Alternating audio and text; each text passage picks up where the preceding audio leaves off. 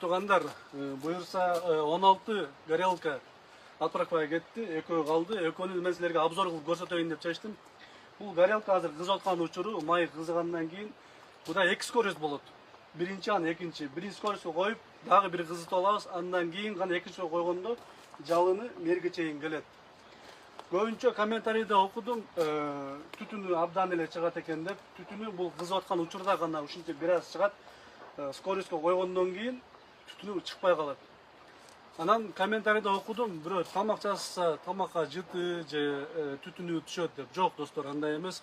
Менин профилиме кирсеңер, тамак бышырып аткан процесс бар, видео, ошону көрүңүздөр. Эч кандай тамакка зыяны жок.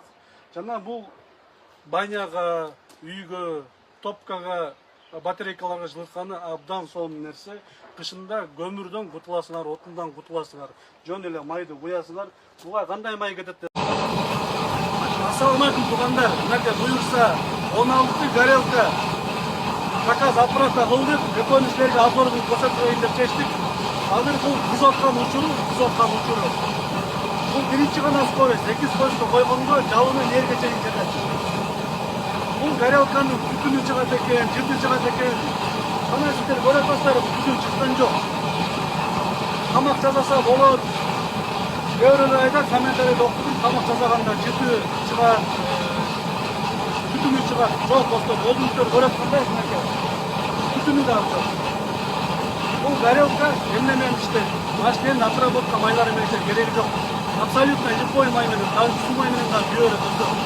Кышында көмүр сатып алып, көмүр салып, күнүн чыгаргандан кутулуңуздар.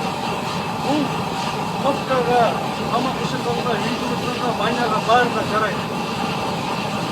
Ассаламу алейкум туугандар. Буюрса 16 горелка отправкага кетти, экөө калды. Экөөнүн мен силерге обзор кылып көрсөтөйүн деп чечтим.